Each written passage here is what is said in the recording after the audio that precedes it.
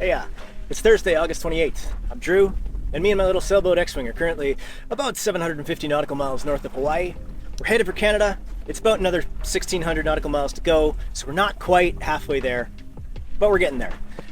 Yeah, today has been just an absolutely lovely day, but it started out pretty scary, actually. So last night, just after I'd gone down for a nap after my midnight logging, suddenly the engine started making a really uncomfortable noise, like a clanking and a vibration, and it was like woke me up immediately and got me right out of bed.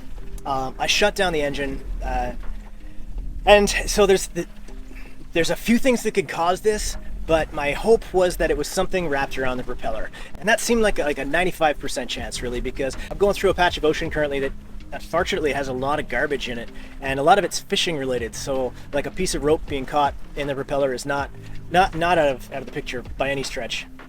But there was nothing I could do about it until morning. Either way, I'm not getting in the water at night. That's ridiculous.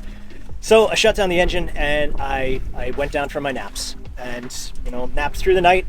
At 6 a.m. I got up when it started to get light, and this is just as an aside, actually. Like, look at this absolutely gorgeous chain of squalls that's coming over the horizon, just rolling past here.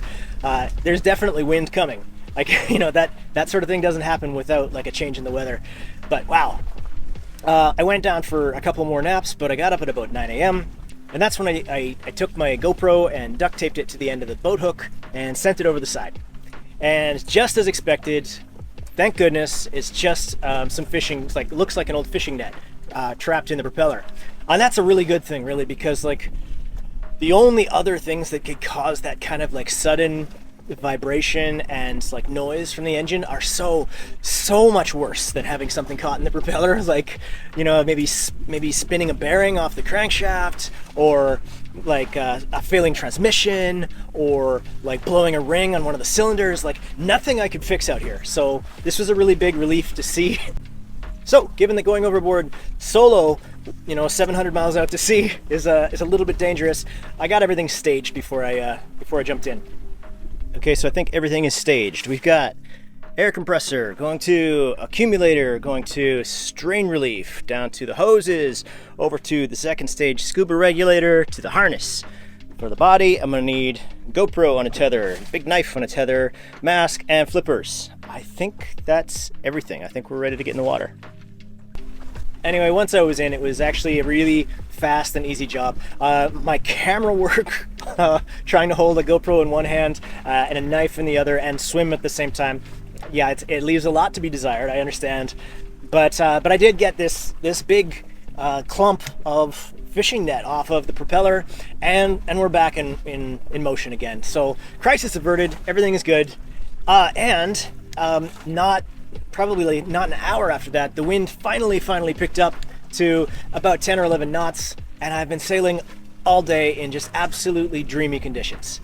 One thing I've noticed is that the color of the ocean has changed since yesterday. It's a lot darker, and I have no idea why that might be, but maybe it's just my perception, and maybe it's the different skies, but it's something, and I'm noticing it.